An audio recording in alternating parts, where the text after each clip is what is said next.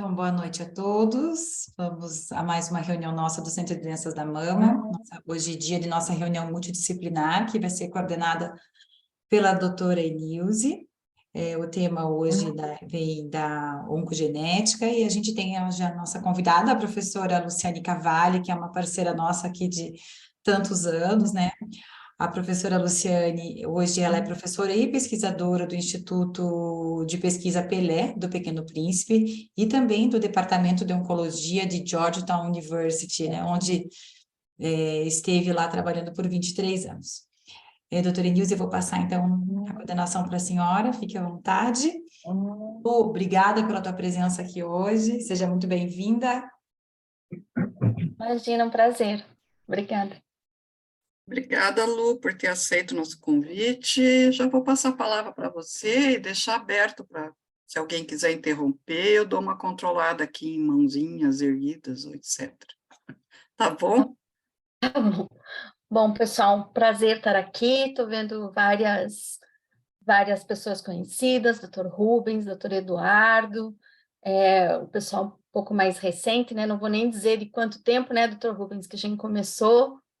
Acho que muitos deles ainda nem pensavam em fazer medicina, né?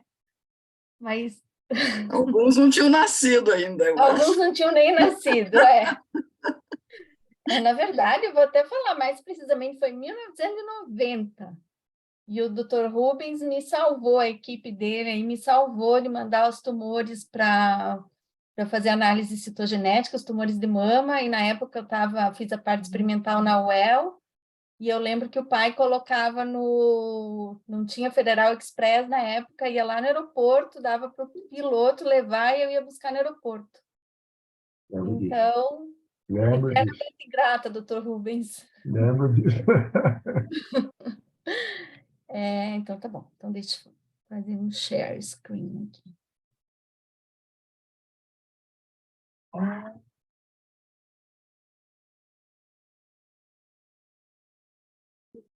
Aparece? Parece. Tudo certo. Tá. Então, hoje, né, a Inês me falou algumas semanas atrás da oportunidade de apresentar um pouco do trabalho que a gente vem realizando, e então eu gostaria de mostrar para vocês o trabalho que eu tenho feito já fazem mais de 10 anos, e é em relação ao estudo de microRNAs. E então eu queria focar hoje, apesar de a gente ter estudado outro tipo de populações e pacientes com tumor de mama, né, queria focar hoje nas pacientes latino-americanas. E eu já falo aqui que eu uso o termo latino-americanas, nesse caso, é mais de acordo com uma localização geográfica, sabe? Não tanto com outras características de raça, de etnia, que, aliás, é bem complicado para falar, hoje, né, está bem complicado para usar esses termos. Mas, enfim,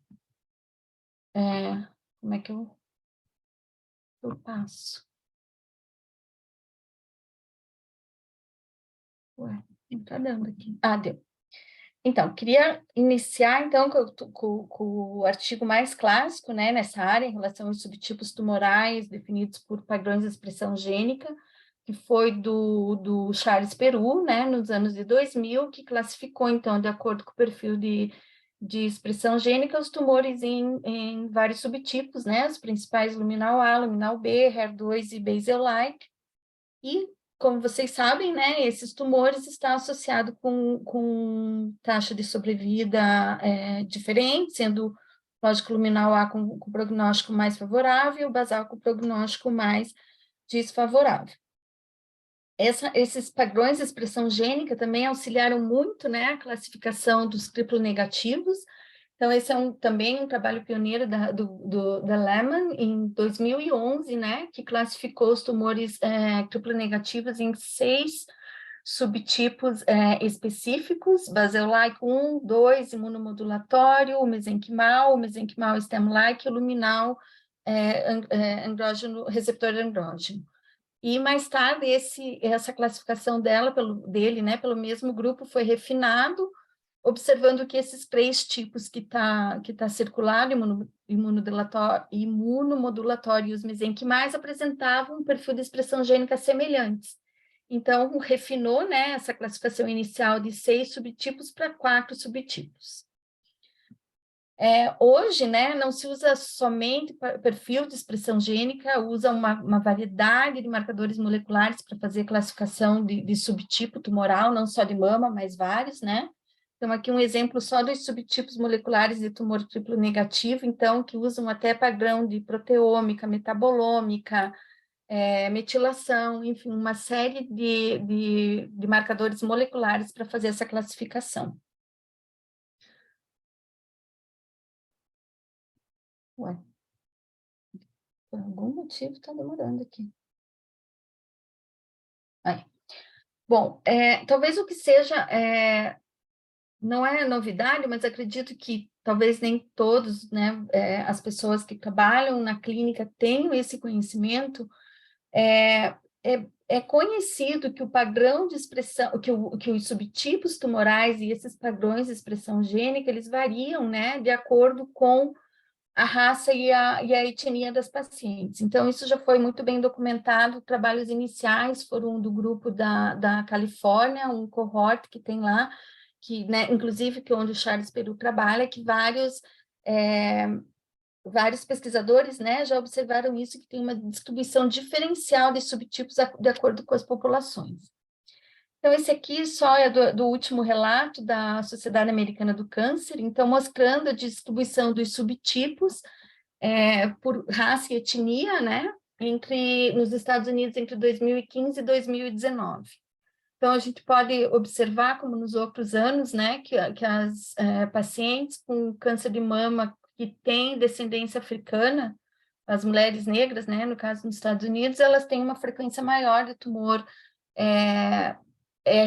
hormonal negativo e HER2 negativo, e as hispânicas e as nativas, né, do Alasca e também com descendência dos índios americanos também têm uma frequência maior do que se observa nas outras populações.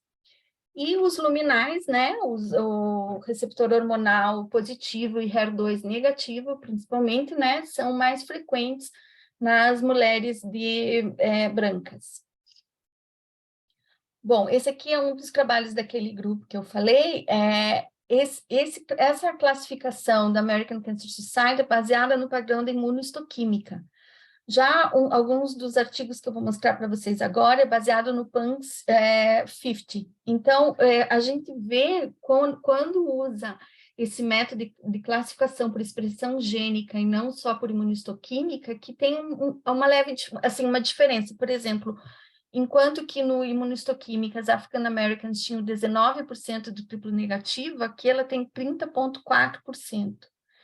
E as hispânicas continuam mais ou menos na mesma proporção, e no caso das luminais, tanto as mulheres brancas não hispânicas, né, como as mulheres asiáticas têm mais ou menos a mesma proporção de tumores luminal A. Então, esse aqui é um trabalho muito interessante de 2021, 2021, que foi realizado no México. Então, esse grupo, ele utilizou uma série de métodos de genômica, então, sequenciamento de exoma, expressão gênica, variação de número de cópias, e uma série de outras, e o objetivo principal era ver se existia diferença entre as hispânicas. Então, no caso, eles trabalharam somente com 109 pacientes com câncer do México, amostras clínicas, e todo o resto, né, esse grupo amostral de quase 5.500 foram através dos bancos de bases publicamente disponíveis. Então, TCGA, Metabric, uma série de bancos de dados. Então, também classificaram, né, em relação ao PAN50. Então, eles observaram que as mulheres, tanto que residem, né, na África, as nigerianas, como as African Americans, né, dos Estados Unidos, têm mesmo uma frequência alta de tumores basais, e os hispânicos 22%, né, menor, mas ainda assim mais alto do que as mulheres brancas, que ali incluiu como 18%. Mas o que eu achei bem interessante desse artigo é que quando ele foi olhar dentro das hispânicas, quando ele tirou as mexicanas, a frequência do subtipo basal diminuiu bem consideravelmente, foi para 15%, comparado com o hispânico não mexicano, né? Que no caso incluiu ali o Caribe, América Central, América do Sul. E é interessante que ele dá várias justificativas para que isso possa ter ocorrido. Obviamente, sempre quando a gente trabalha com banco de dados, né, a gente não sabe direito como foram anotados esses dados, mas também ele fala que nessa população específica, eles fizeram um marcador de ancestralidade e essa população mexicana tinha 64% de composição caucasoide, né, caucasiana. Então, isso também pode estar influindo toda essa frequência de tumores basais nesse caso. Bom, outro estudo de 2020 aqui também fez análises, né, de outros países da América Latina, então mostrando aqui que os triplo-negativos estavam mais frequentes no México, na Colômbia e no Peru. E o Brasil permaneceu aqui com essa frequência de 17%, que é uma frequência que também estava relatada nos outros países, né, da América Latina e também semelhante com o que estava nos registros dos Estados Unidos. Bom, tem poucos trabalhos dividindo, né, os subtipos dentro das regiões brasileiras. Então, esse é um trabalho de 2014, então, do grupo do Carlos Bach. Então, eles observaram, né, classificaram pela imunohistoquímica esses subtipos, também um número bastante grande de casos, entre 2009 e 2011. E também eles viram, então, que a região norte é a região que mais apresenta uma frequência aumentada de triplo negativo, comparando com outras regiões, e os tumores luminais são mais frequentes na região sul e na região sudeste, sendo nessas regiões a frequência de triplo negativo aproximadamente de 14%. Bom, é um pouco complicado a gente falar de grupos populacionais e desses subtipos de câncer de mama e fenótipos clínicos, né, agressivos, sem falar de todos os fatores que envolvem isso, né? Então, os fatores socioeconômicos, exposição a agentes carcinogênicos, os fatores socioeconômicos influenciam diretamente o acesso, né, à saúde, e também a presença de comorbidades e uma série de fatores genéticos e biológicos que são únicos dessas populações. Eu queria chamar a atenção aqui para o fator da obesidade, e todos esses fatores são integrados, né, são interrelacionados. Então, não os países da América Latina e em algumas regiões do sul, principalmente dos Estados Unidos, onde tem muito latino, é muito comum, né, a gente ver o que eles chamam os food deserts e os food swamps. Então, food deserts é o difícil acesso a alimentos de boa qualidade, né? Tem regiões que eles têm que dirigir mais de 50 quilômetros para chegar num supermercado, então acabam consumindo, né, produto de loja de conveniência, de posto de gasolina. E também tem uma outra coisa que a gente chama que é o food swamps, que não é a dificuldade do acesso, mas é a dificuldade de se achar alimentação saudável, né? Então, uma concentração muito grande de fast food. Se a gente olhar, esse aqui também é do último relato da American Cancer Society, só de hispânico e latinos, a frequência da obesidade que ocorre principalmente na população mexicana. E isso, se vocês olharem ali, até em crianças, né? Idades de 12 a 19 anos e também acima de 20 anos. Então, muito superior a porcentagem, né, de obesos, comparando com tanto homens quanto mulheres de etnia não hispânica. E esse aqui é um trabalho que eu achei recente, do ano passado, de uma análise de fatores de risco e associação com os subtipos moleculares, que foi realizado em João Pessoa, na Paraíba. Então, eles ouviram uma série de fatores de risco, história familiar, consumo de álcool, de cigarro, uso de contraceptivo e também a obesidade. E olhem que interessante, eles viram um aumento de até 5,55% do subtipo triplo negativo associado com a obesidade. E isso só ajustado para a idade. Se ajustar para outros fatores, um aumento de até 4%. Então, é um fator de risco bem importante, né, para esses subtipos de mama mais agressivos. E eu gosto de mostrar esse esquema aqui, um tanto quanto antigo, de 2015, desse grupo que ele associa tudo, acho que tanto os fatores biológicos quanto os fatores econômicos. Então, isso foi um modelo proposto para as mulheres negras americanas. Então, como a disparidade econômica, a falta de acesso à alimentação saudável, o estresse causado por morar em vizinhanças, em bairros, né, não seguros, com grande exposição a carcinógenos, então, violência, a falta de exercício, tudo isso pode aumentar o risco de obesidade e diabetes, e isso, por outro lado, né, vai ativar uma série de vias de sinalização celular que contribui para um fenótipo agressivo do tumor. Não somente no tumor em si, mas também no microambiente tumoral.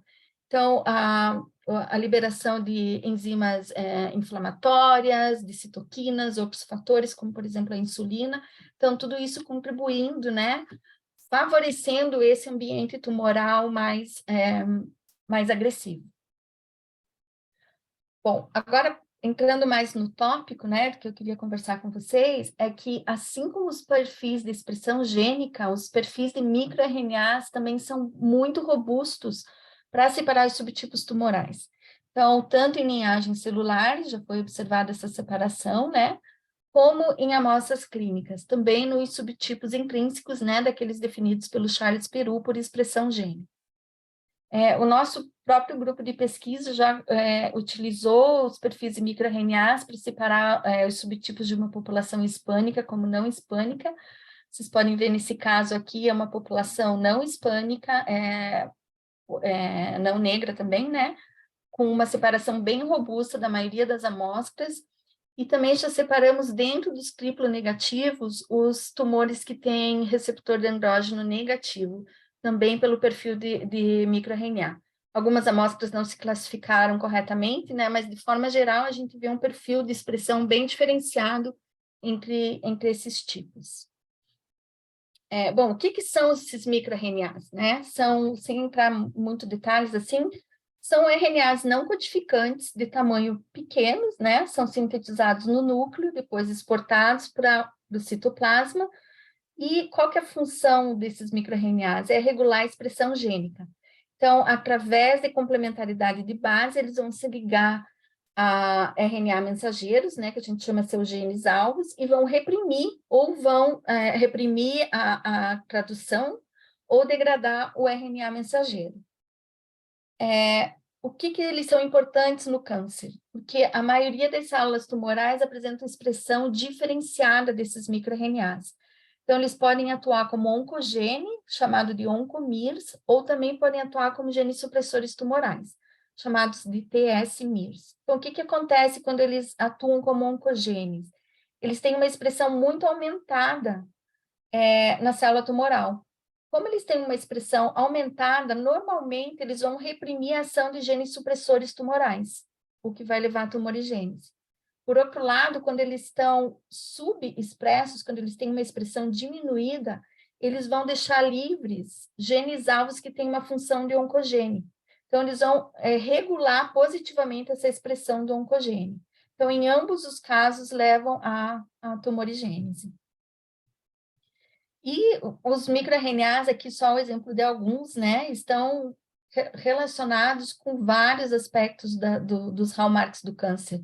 Então, a parte imune, a parte de proliferação, a parte do reprogramação metabólica, apoptose, invasão, metástase, enfim, eles, como os genes, né, os RNAs codificantes, essas estruturas, essas moléculas pequenas não codificantes também contribuem para o câncer, então.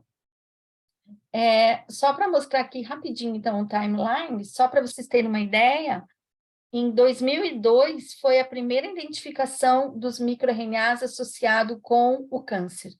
Foi pelo grupo do George Kalin e Carlos Croce, de Ohio, que são um grupo pioneiro no estudo de microRNAs. Mais ou menos em 2008 já começaram, né? Então, esses estudos de diferenciação de subtipos do câncer e também uma série de análises pré-clínicas para usar os microRNAs na terapia.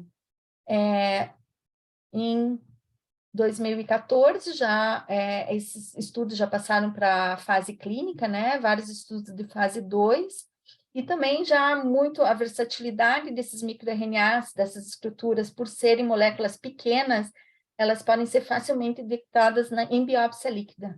Então, é o boom, assim, né, da pesquisa de microRNA. Então, vocês podem ver naquele quadro de baixo ali, o número crescente de estudos, né? Agora nessa semana está tendo a Associação Americana da Pesquisa do Câncer, né, AACR. É impressionante o número de pôsteres que a gente vê só sobre microRNAs. Então, isso, no início a gente não via muito isso, né, uns 10, 20 anos atrás, mas agora é praticamente a maioria dessas análises, junto com a imunoterapia, né? Bom, isso aqui eu acho que eu já falei. Uma coisa que é importante dizer é que existem também polimorfismos dentro dos microRNAs que estão ou não associados ao risco do câncer, e também, então, isso é que diferenciam essas populações, né? Mas esses polimorfismos, de forma geral, eles não têm um risco associado. E uma coisa também interessante de demonstrar é que estudos de expressão de microRNAs em populações de minorias são poucos. A maioria, esse aqui é só um exemplo de estudos que avaliam as pacientes negras americanas com as brancas. A gente vê um número limitado de estudos, claro, ele não representa todos, mas só para vocês verem que a maioria, quando tem um N maior, invariavelmente, no início ali, com exceção daquele de 2015, é de análises em sílico, usando TCGA, e muito pouco estudos de casos clínicos. E se a gente entrar no TCGA hoje, né, que é o portal do câncer, do câncer, né, que mostra todas as mutações, os genes, a gente vê que a maioria dos estudos, 757, são em mulheres brancas, 18% em mulheres negras ou africanas, americanas, né? E a hispânico são 39 estudos, representa 4% de todos o material, né, de dados de câncer de mama, estou falando aqui só de câncer de mama, que está depositado nesse banco de dados, que é um dos mais utilizados. Se a gente olhar esses 39 casos, tem 27 luminal A, 5 luminal B, 2 casos HER2 positivo e 6 casos de tumor basal. Então, a representação realmente ela é muito pequena, né? Muito insignificante ainda, principalmente nesses casos de pacientes hispânicos e latinos. Esse aqui é um artigo bem interessante que saiu na Nature em 2019, se não me engano. Então, mostrando, né, em decorrência de tudo isso, a pouca representatividade dessas populações em estudos de associação genômica, né, de WAS Studies. Então, aqui, se vocês olharem no lado direito, apenas 1% em pacientes da América Latina que tem essas associações. Esse aqui é um estudo que saiu ano passado, em 2022, também mostrando, né, que em relação à frequência a população global, né, o número da população, como o número desses estudos é muito pequeno. Então, por exemplo, a população latina ali representa um número muito pequeno de estudos dentro desses estudos de GWAS, e é uma população que tem bilhões de habitantes, né? Então, reforçando ainda mais essa disparidade. A gente vê também nas drogas que foram aprovadas pelo FDA, a grande maioria das drogas em pacientes, né, estudos clínicos envolvendo pacientes de ancestralidade. Eu não diria ancestralidade, porque na maioria desses estudos é o que, como elas se autorreferem, né, não é feito o marcador de ancestralidade, mas numa população mais europeia e mais americana das mulheres brancas, pouco nas hispânicas e menos ainda nas populações negras e afro-americanas. Lógico, né, que toda aquela história também da Henrietta Lacks, né, daquela linhagem celular que acabou sendo distribuída sem consentimento da paciente, isso a gente vê que influencia bastante as mulheres negras, principalmente, né, de participar desses estudos clínicos para aprovação. Bom, em 2013, mais ou menos, a Universidade de Georgetown tem uma parceria com a FDA para política de ciência regulatória. Então, principalmente com o escritório de minorias. Então, eles nos contactaram que queriam ver que tipo de pesquisa que a gente estava fazendo nessas minorias. Então, a gente desenvolveu um trabalho, né, de microRNA. Então, o objetivo principal era aquele heatmap que eu mostrei para vocês no começo, para mostrar os subtipos de câncer de mama que eram diferentes, né, qual era a assinatura de microRNA diferentes entre essas duas populações. Eu não vou entrar em detalhes nesse estudo, porque eu quero falar das nossas pacientes. Então, eles também nos financiaram para ver qual era o padrão de expressão de microRNA e da alteração de número de cópias que ocorre nas pacientes da América Latina. E aqui é exclusivamente das pacientes aí do Nossa Senhora das Graças. Então, foi um estudo piloto, né? A gente pegou 25 amostras de tumores triplo negativo. Nós utilizamos 25 amostras não triplo negativas. A gente não tinha, na época, um N suficiente para subdividir entre os subtipos dentro do não triplo negativo, né? Então, todas essas amostras vieram através de lâminas. Então, a grande vantagem, né, do tecido do microRNA no estudo de amostra parafinizada, a gente analisou, né, fez a reavaliação de todos os cutoffs de R, PR e HER2-nil, porque a gente tinha amostras que estavam com cutoffs diferentes, né, até antes 5%, depois nos certificamos que era tudo menos de 1%, fizemos um enriquecimento para as células tumorais de mais de 80%, e fizemos também algumas amostras, marcador de ancestralidade. Então, como a gente poderia esperar, né, a maioria das amostras foram, né, representativas de populações europeias. Então, isso aqui é um projeto que a gente chama Thousand Genome Project, que você coloca polimorfismos de todas as populações e depois você joga os teus dados, faz as mesmas análises e vê aonde que elas se agrupam. Então, né, nossas amostras preferencialmente com descendência europeia.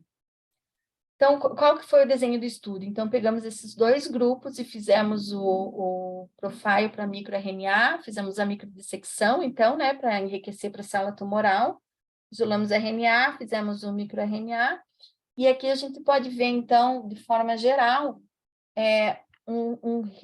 esse mapa, né, mostrando 163, que representou 21%, microRNAs diferencialmente expressos entre o subtipo triplo negativo e não triplo negativo.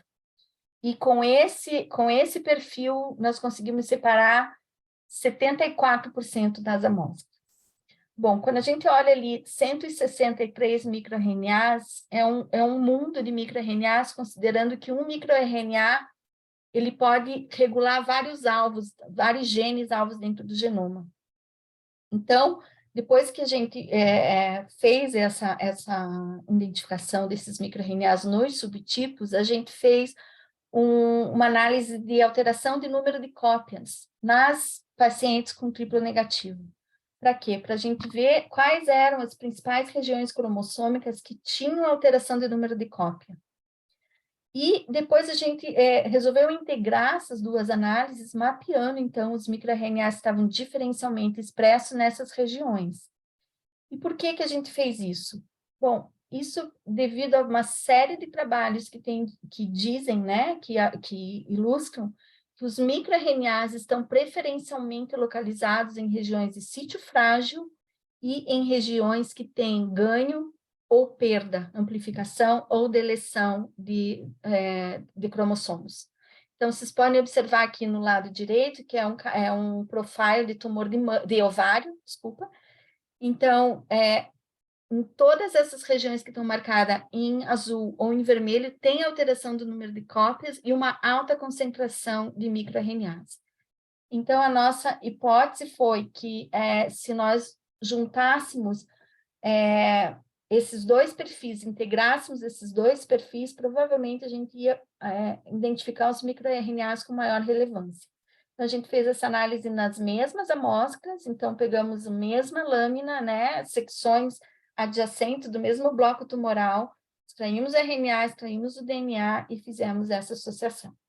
Então, aqui um perfil geral do número de cópias, então, representando embaixo todos os cromossomos, em cima, então, o perfil, regiões amplificadas, embaixo, regiões deletadas, e aqui mapeando daqueles 163 microRNAs diferencialmente expressos, 17, que representa mais ou menos 11%, estavam mapeados nessas regiões e estavam concordantes.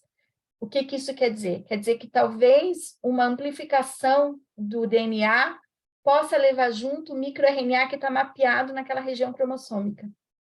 E isso faz com que ele seja ou expresso, quando aquela região está amplificada, ou subexpresso, quando aquela região apresenta uma deleção. Bom, gente, com isso a gente chegou a essa assinatura de 17 microRNAs, que teve uma robustez muito maior de classificar os subtipos de câncer de mama. Então, antes a gente viu mais ou menos 74%, e agora a gente viu para quase 91% de todos os casos com uma classificação bem acertada, né? Mais acertada, com maior acurácia. E quando a gente fez uma análise de curva ROC, a gente viu um poder extremamente alto, uma área sobre a curva de 0,9 de discriminar esses dois subtipos. Então, é uma assinatura que talvez poderia ser usada, né? Eu vou até mostrar para vocês o que precisa para ela ser utilizada, como um novo modelo classificatório de subtipo de tumor de mama, especificamente para a nossa região, para as pacientes aqui do sul do país.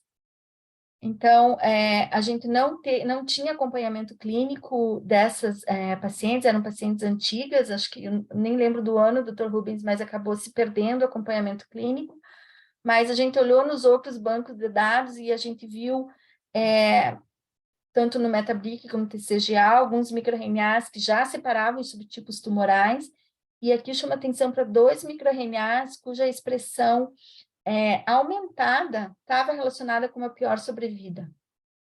Então, desculpa, a expressão não, a expressão aumentada. Então, né, determinando realmente que a expressão diferencial desses microRNAs, eles estão associados com a sobrevida dos pacientes, especificamente no subtipo basal. Bom, depois dessa análise, nós realizamos algumas análises em sílico, então, identificamos os alvos desses microRNAs e vimos as vias de sinalização que eles estavam preferencialmente afetados. Então, para vocês observarem aqui, são vias conhecidas, né, da PI3K, da insulina, da sinalização do HER2, enfim, uma série de vias conhecidas aqui, bem comuns no câncer, né, no câncer de mama também. Essas vias, né, elas todas se conversam, né, então aqui a via principal do PIK3, mas também se associa com essas outras vias e também está relacionado a uma série de fenótipos do câncer, né, alterações em ciclo celular, em apoptose, no citoesqueleto, que propicia a invasão e metástases, enfim, em vias hormonais, de citoquinas, neurotransmissores, e algum desses genes a gente também já tinha validado antes em algumas amostras. Então, por exemplo, o PTEN, que é um gene alvo do microRNA 188, esse microRNA estava com uma expressão diminuída, no triplo negativo, a gente fez a avaliação do número de cópias por CGH, por PCR e por FISH, e a gente viu realmente que existia uma perda do PTEN nesses tumores. A mesma coisa, só que ao contrário, né, com o receptor 2 e fator de fibroblasto, que ele estava com expressão aumentada no triplo negativo, e a gente vê esse gene com amplificação também, tanto por FISH, se vê vários sinais de amplificação desse gene, tanto como por PCR e por CGH. Aqui só para ilustrar, né, que já existe uma série de estudos clínicos que testam esses inibidores do FGFR para o tratamento do câncer de mama, né? Alguns deles até aprovados já pelo FDA, mas para outros tipos de tumores que não de mama. Bom, nós estudamos também, aqui com outro tipo de financiamento, já não mais pelo FDA, pacientes hispânicas da região dos Estados Unidos. Então, estudamos aqui um hospital da região de New Jersey, então, que tinha uma concentração grande de latinas, né? Então, um pouco ao contrário do que a gente vê na nossa população, apesar de algumas pacientes se agruparem com a população europeia, teve muitas que se agruparam com a população de Porto Rico, do México e do Peru. Então, a gente já vê que é uma população latina mais não tão homogênea quanto a nossa, né? Uma população que já tem vários tipos de ancestralidades. Quando também fizemos essa análise de microRNA, também vimos um perfil bem diferenciado entre os subtipos, com uma classificação de robustez de 93% das amostras. Também fizemos o mesmo desenho do estudo, né? Mapeamos nas regiões com alterações do número de cópias e chegamos a uma assinatura de 16 microRNAs. Quando olhamos, então, as vias de sinalização afetadas por esses microRNAs, também muitas vias que estavam em comum, 40% das mesmas vias que a gente viu nas nossas amostras aqui do Nossa Senhora das Graças. Então, com o envolvimento dessas mesmas vias de sinalização.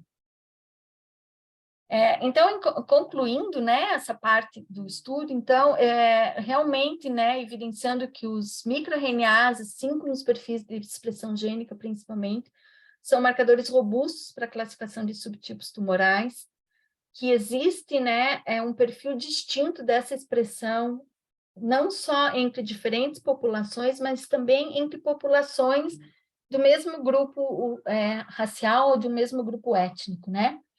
E que esse mapeamento de microRNAs nas regiões cromossômicas que são afetadas por amplificação ou por deleção, ele não é meramente físico. Então, a gente conseguiu mostrar que ele cria, né, ele seleciona um número mais específico de microRNAs que estão envolvidos em vias de sinalização relevantes ao câncer, ao subtipo tumoral e também ao grupo amostral que é estudado. Então, por exemplo, das African Americans eu não mostrei, mas muito frequente alteração de via de sinalização da insulina, de outras vias de sinalização que estão relacionadas até com estilo de vida e fatores de risco para aquela população específica. E a alteração de número de cópias também, junto com o perfil de metilação ou outros mecanismos, né, moleculares, também pode levar à desregulação da expressão de microRNA. E provavelmente, então, ele está atingindo genes que são genes envolvidos por mais de um mecanismo de regulação, tanto regulação por microRNA como regulação por alteração do número de cópia. E aquilo, né, eu acho que esses estudos maiores, desses networks que a gente tem visto no congresso, que usam um grande número de análises integradas de genômica, de proteômica, metabolômica, eu acho que cada vez mais tem apontado para marcadores que têm uma aplicação clínica específica para determinadas populações. Que processo que a gente está hoje para ver se essas assinaturas realmente elas podem ser utilizadas para outros pacientes, se elas têm uma relevância clínica. Então, validar ela em amostras independentes. Então, a gente está validando aquela assinatura de 17 microRNAs aí que nós obtivemos do Hospital Nossa Senhora no grupo amostral do Erasto Geckner. Então, a gente está avaliando, agora está aumentando o N, né? Então, lógico que ele foi um projeto piloto, Então, a gente está estudando 300 pacientes, subdivididas entre luminal A e B, HER2 positivo e triplo negativo. É um estudo caso-controle, nós vamos ver como que esses microRNAs se comportam também no tecido normal, que não foi o que a gente fez na análise anterior. Vamos validar isso, então, por RT-PCR, não vamos usar aquele modelo inicial, que era um modelo de microarranjo, né, um modelo global. E quando a gente tiver esse classificador molecular validado, nós vamos olhar em biópsias líquidas. Então, vamos olhar, né, também casos e controles, né, material de plasma, de sangue. A gente vai estudar tanto o microRNA circulante quanto o microRNA presente em vesícula extracelular. Estamos colaborando com a Fiocruz, que tem experiência nesses testes de validações analíticas, de testes clínicos, para virar testes clínicos, né?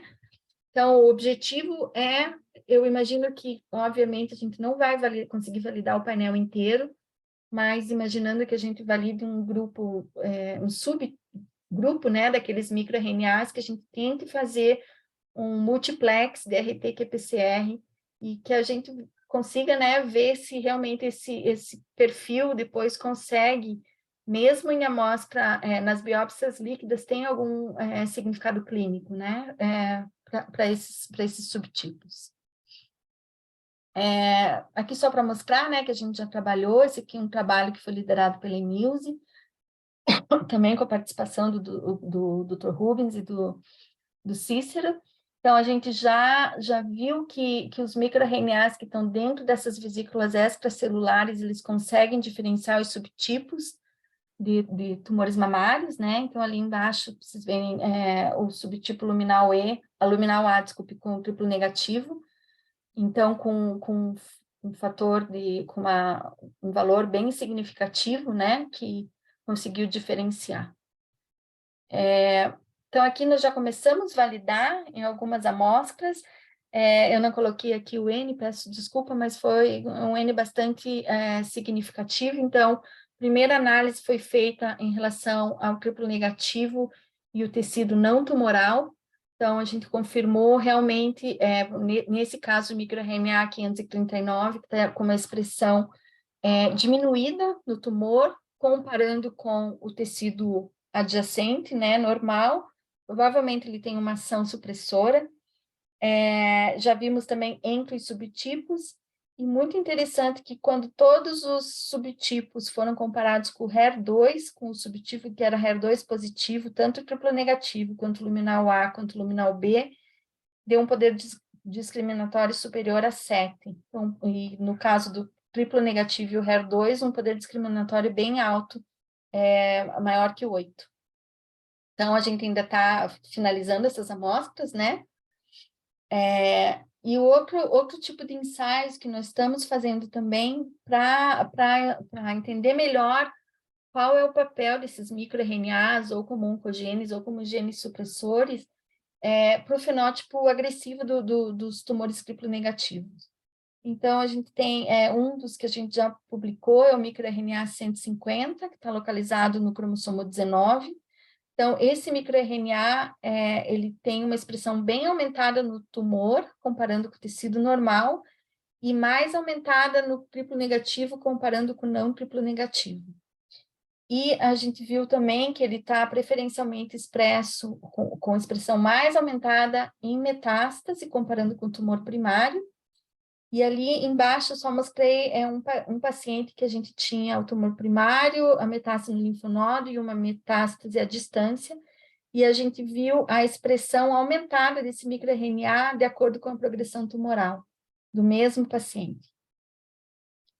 Fizemos uma série de análises funcionais também in vitro, né, e vimos que esse microRNA, quando a gente induziu ainda mais a sua expressão, ele aumentava a formação de colônias, né, de aglomerado de células, e também o processo de migração celular.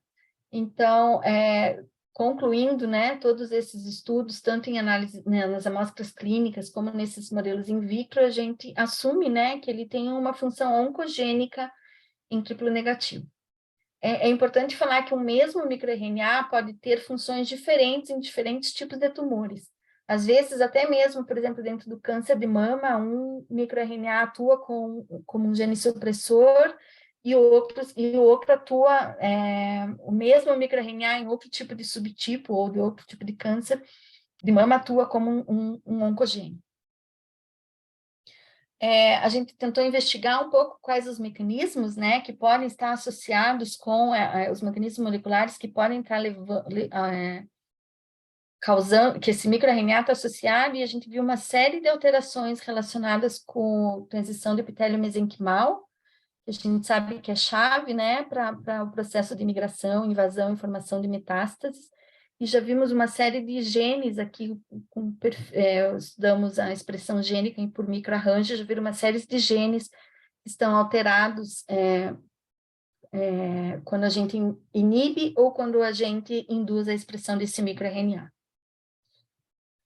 E para finalizar, um modelo in vitro que a gente vai estudar agora, vamos começar a fazer aqui no Pequeno Príncipe, é uma técnica que eu trouxe lá de Georgetown, que é uma técnica de imortalização celular. Então, é um modelo in vitro muito mais representativo da paciente do que esses modelos que a gente estuda de linhagem celular, né, que já está há tantos anos sendo replicadas e sendo estudadas. Então, a gente pega o tumor primário ou o tumor metastático, seja o que for o interesse do próprio paciente, o tumor a fresco, leva para o laboratório, faz um processo de imortalização que não usa vírus, é um processo bem mais, que causa muito menos alterações in vitro, né? E daí a gente comprova, né, todas essas células que foram imortalizadas e compara com o tumor original para ver se realmente ele está sendo representativo desse tumor original. E a grande vantagem dessa metodologia é que vários pesquisadores estão estudando, é que você pode, por exemplo, ver resposta terapêutica imediata, antes até do tratamento quimioterápico ou de algum tratamento de alvo. Então, aqui só para mostrar, é um caso de triplo negativo que a gente estudou, que a gente originou lá em Georgetown, nesse trabalho, então, mostrando, né, o cultivo das células epiteliais, que realmente elas eram células epiteliais que apresentavam um alto grau de aneuploidia. Aquela análise ali de cima, a gente só comparou com o doador original, para ver se não teve nenhuma contaminação no laboratório. Vimos que o perfil de análise genômica e de sequenciamento era muito semelhante entre o tumor primário e a linhagem mortalizada. Então, só para garantir realmente que essa linhagem está muito mais fiel à representativa, né, do que ocorre no tumor do paciente, comparando com essas linhagens celulares que a gente estuda. Né, se a gente pega essas linhagens celulares, às vezes até nem no mesmo doador elas já são contaminadas, ou apresentam alteração in vitro. Então, muito desses estudos, né, de funcionais que são publicados, que são realizados, a interpretação às vezes não é robusta, né, porque eles já nem representam mais o que era o tumor da paciente. E acho que é isso, gente. Então, aqui eu queria agradecer, né? O pessoal de cima era minha turminha lá de Georgetown, alguns deles ainda trabalham comigo, né? A Aline, a Bruna também trabalha ainda comigo, o pessoal aqui de baixo. Olha aí a representação feminina, né? Só temos um aluno, o resto todas mulheres. Agradecer os colaboradores de fora, sem dúvida vocês do grupo clínico e do hospital, né, que tem colaborado com a gente há tanto tempo, e todo o financiamento que a gente recebeu, né, para conseguir desenvolver esses estudos. Eu acho que é isso, eu não sei se eu falei demais, falei devagar. Ótimo. Estou aberto a perguntas. Você quer descompartilhar para aparecer a todo mundo? Vou descompartilhar. Isso. Eu acho que eu vou abrir para vocês, né? Eu faço parte de quase todos. Tenho muito que questionar, Luciane. Eu só queria te elogiar, que fiquei muito feliz de ver que nossos 17 micros estão sendo validados, a coisa está indo para frente. Eu acho que uma coisa que a gente sente em fazer pesquisa básica aqui no Brasil é justamente isso, a gente tem resultados tão bonitos, mas de repente fica só naquele primeiro artigo, né? Naquele artigo que a gente... Então, fiquei bem feliz de ver que você está levando isso para frente, validando. E o que eu Parabéns. acho, obrigada, o que eu acho importante de ressaltar é que esses estudos que a gente vê de a inteligência artificial que tá com tudo, né? Não desmereço esses estudos, mas, gente, eles não pegam um tumor na bancada, né? É tudo algoritmo. Então, o que está acontecendo ali que a gente vê que a biologia das células, que o crescimento tumoral não bate com essas coisas que a gente vê. Então, é óbvio, como eu estou falando, não estou desmerecendo, eu acho que eles são excelentes para mostrar classificadores e nos auxiliar na clínica, mas eu acho que essas análises que a gente trabalha com o tumor na mão, que a gente vê tudo isso, por isso que elas são menores, né? A menos que você esteja dentro de um grande consórcio. Então, quando a gente fala de 30, 50 amostras, o pessoal pode achar que é pouco, mas não é pouco, não, gente. São amostras que são, a Ana Paula pode até nos dizer, né, Ana Paula, muito homogêneas, de uma única instituição, com o mesmo cutoff para vários marcadores. Então, eu acho que o resultado é bem mais significativo, né, nesse caso. Sim, Sem Lu, dúvida. amostras bem homogêneas. Lu, eu queria te perguntar uma coisa. Tem algum artigo que mostre, que compare microRNAs que consigam discriminar os subtipos moleculares, comparando com o PAN50, por exemplo? Tem vários. Uhum. E esses que você tem usado estão incluídos? Esses que a gente tem usado, que a gente Ou tem são feito, não. novos? Não, Não, tá. esses que a gente fez foi pela imunohistoquímica. Tá, mas você, e nunca deu para comparar com o PAN50 porque a gente não tem, né, esses testes Exatamente, disponíveis. porque foram Tá. que a gente vê, até a gente poderia rodar de novo, sabe, pelo PAN50, mas a gente acabou não fazendo. Mas Tá. tem Só sim, para eu ver se do posso... ponto de vista prático, né, Uhum. clínico, O que a gente isso... tem visto de forma geral que o PAN50 é mais, a estratificação é maior, né, Ana? Quando você vê por imunohistoquímica, acaba caindo num valor maior, assim, e depois o PAN50 refina.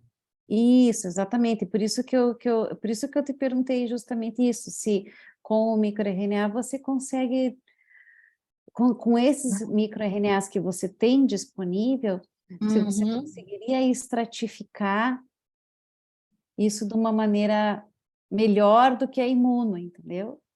Sim. E também mais Melhor do que a barata, imuno. né? E mais barata, exatamente. Melhor do que a É. imuno, como se fosse assim, um paralelo de um PAN50, por exemplo, né? Sim, esse é o objetivo.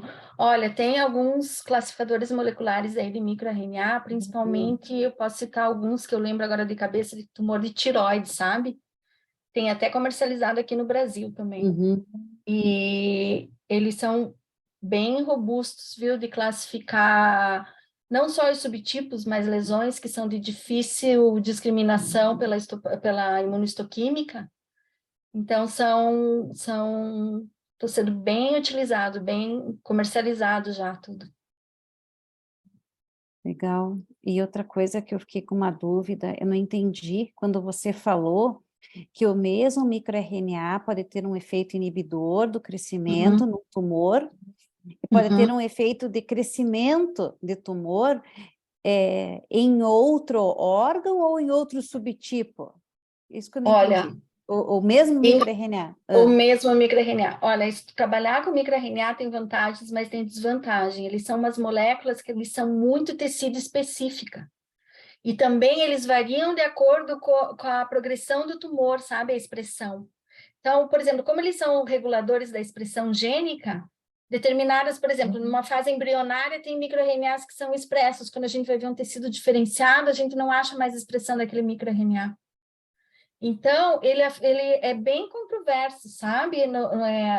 Com algumas exceções, tem uns que são bem conhecidos, né? Assim, bem já determinados, mas não é infrequente que a gente vê um mesmo microRNA com função diferente no mesmo tipo de tecido.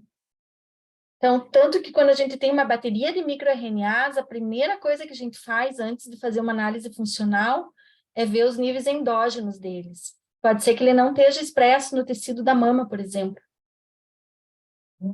Entendi, que difícil isso para você, tem que validar tudo, né? Tudo que você Tem que faz, você tem validar que estar tudo, validando para tudo. ver realmente qual é o efeito dele num tumor. E será que Isso. ele ia variar também de um subtipo molecular para o outro?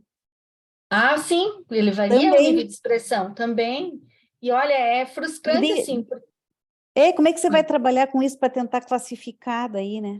Pois é, então, por isso que tem que ter todas essas fases de validação, né? Depois também que a gente fizer isso, a gente também vai olhar, o pessoal da Fiocruz que trabalha, que tem experiência, né, nesses testes, nós vamos pegar um grupo maior, até pegar esses bancos de dados e ver se esse classificador talvez seja preciso, né? Porque se a gente está falando que ele está classificando dois subtipos tumorais grandes, né?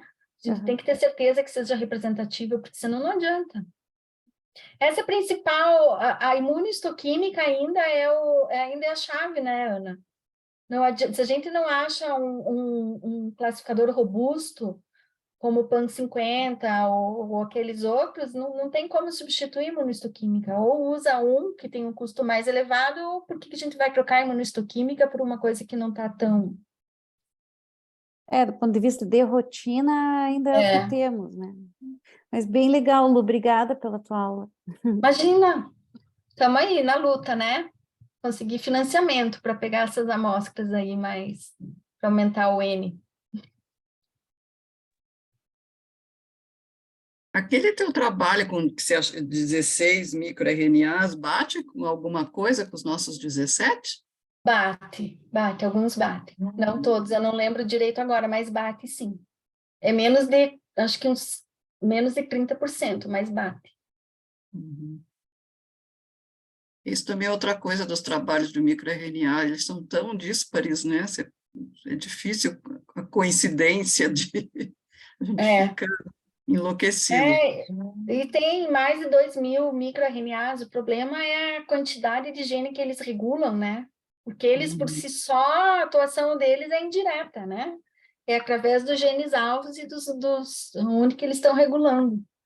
Então, nesse sentido, esses algoritmos nos ajudam muito, né? Porque nos ajudam a fazer uma triagem, porque é impraticável a gente validar esses genes alvos no laboratório, é muito caro e muito, Uhum. pelo menos, acho que não só aqui, em qualquer lugar, né? Precisa de muito dinheiro e muito tempo para fazer tudo isso.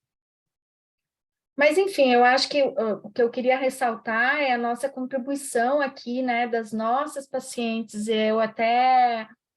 Uma coisa que eu venho pensando já há um tempo, de tentar unir grupos aqui no Brasil, né, para a gente fazer um banco de dados nossos, né, das nossas amostras, nossos polimorfismos, porque, de repente, a gente vê cada vez mais também com essas terapias-alvos, que às vezes não tem resposta, e às vezes é por causa do background genético mesmo, né? Que é E diferente. a gente não pode ficar só aqui no sul, né, Lu? Porque são Não, vários Brasis, né, em termos genéticos. exatamente. Então, igual Não, você mostrou aquele trabalho que a gente agrupa com as europeias, mas eram as pacientes do Nossa Senhora das Graças, né? Se você for é. lá para o Nordeste, para o Ah, não, Norte. eu trabalho com a Silma, né, da Faculdade do Maranhão, é um perfil completamente diferente. Uhum. Completamente diferente. E também tem muito bias também nessas análises, né? Porque, por exemplo, a maioria das pacientes que a gente tem, a etnia, por exemplo, não é determinada por marcador de ancestralidade. É como elas se referem, como elas se enxergam, ou como o clínico que está anotando vê, né? Então, por exemplo, a gente lá em Georgetown tinha algumas negras, mas elas eram de etnia hispânica. Então, eles não marcavam isso. Então, só clicava ali a caixinha do African American e não falava da etnia. Então, muitos fatores, né, associados ali que causam essa heterogeneidade. E a nossa população, mais ainda, né? Sim. Mais alguém quer comentar, conversar? Acho que eu Aí. queria falar bem rapidinho, que eu sei que já está meio que passando da hora, mas queria primeiro parabenizar, achei fantástica a sua aula, achei que você explica Obrigada. muito bem, um assunto muito difícil, para mim, pelo menos, é super difícil de entender, e Para eu achei nós muito também. interessante o processo de chegar em quais os microRNAs que vão ser significativos. Esse processo, a forma como você explicou, acho que foi a primeira vez que eu entendi um pouco como funciona, então achei fantástico. Achei muito promissor, pelo menos pela curva ROC que você mostrou, a acurácia que teve, achei muito boa, muito promissor. E ia te perguntar mesmo, se você achava que até de mudar a população aqui mesmo dentro de Curitiba, do SUS para o Nossa Senhora das Graças, que provavelmente a gente já vai ter algumas modificações assim disso, né? E agora Sim, você acho- está estendendo e validando no Erasto, então talvez isso vai Apareça. ser bom, né? É. Mas ao mesmo tempo vai trazer outras nuances ali. Não tem dúvida, Maíra. Tudo isso a gente vai ter que ajustar depois, né? Porque pode ser que tem muitos fatores, né? O acesso à saúde, as pacientes lá podem estar sendo diagnosticadas num estágio mais avançado que a gente vê do Nossa Senhora, enfim, uma série de diferenças clínicas mesmo que podem influenciar. Socioeconômica, exatamente. O próprio grupo Porque socioeconômico. se um microRNA ele pode ter expressão no começo e depois não ter mais, só isso, né, de estadio diferente pode ter uma modificação Sim, mesmo. sim, ele varia É bastante. muito desafiador. É.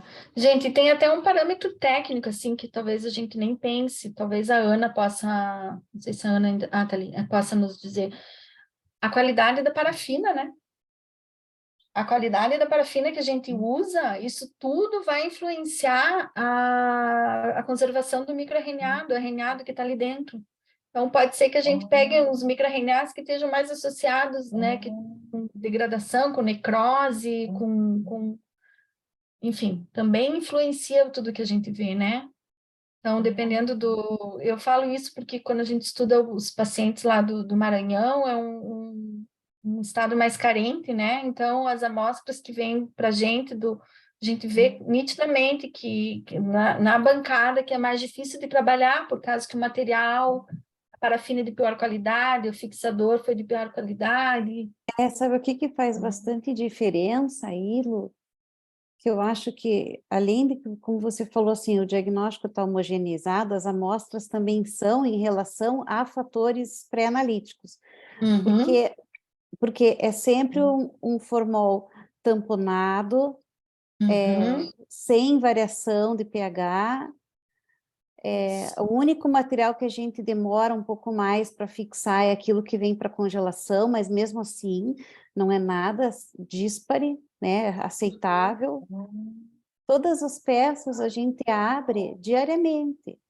Pois é. As cirurgias que são feitas no sábado de manhã, opa, teve gol, gente, desculpa aí, a gritaria aqui em casa.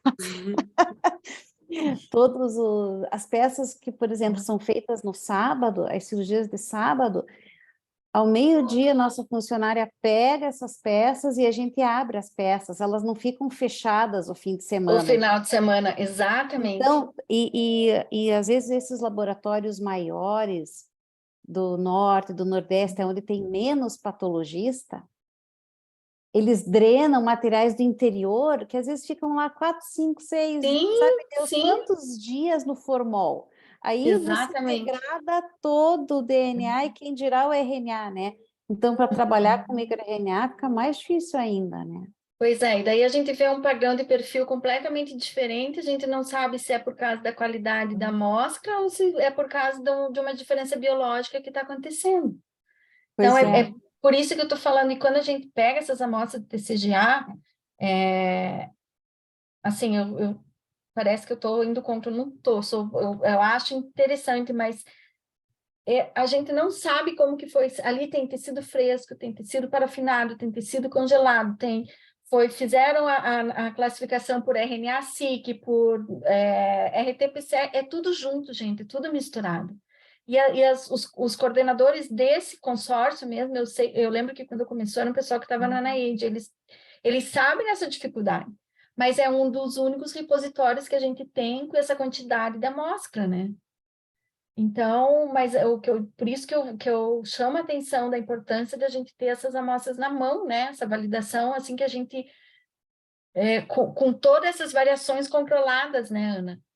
Então, para a gente ter o mínimo possível de influência na biologia do tumor, né? Que o que a gente está olhando realmente reflete a biologia e não esses artefatos, né, de técnica e... Isso deixa o seu trabalho com uma validação interna muito boa, né? Ele tem uma qualidade excepcional, né? Com todos esses processos controlados, uma qualidade excepcional. E que provavelmente esse grupo que você achou realmente vai ter um significado.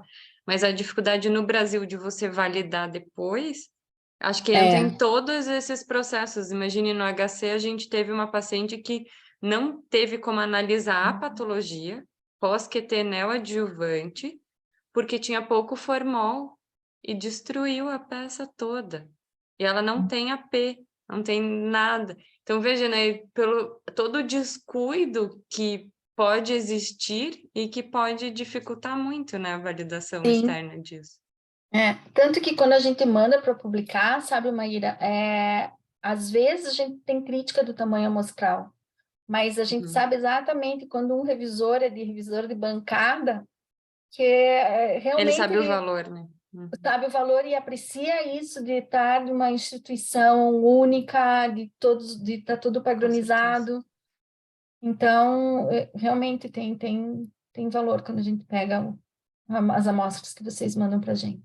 Continuem mandando.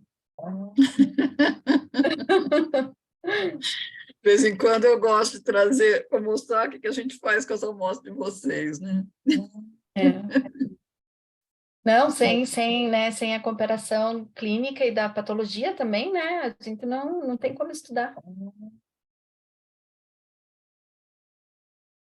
Perfeito, parabéns, Luciane, parabéns pela Imagina. robustez, pela seriedade do teu trabalho, realmente faz diferença.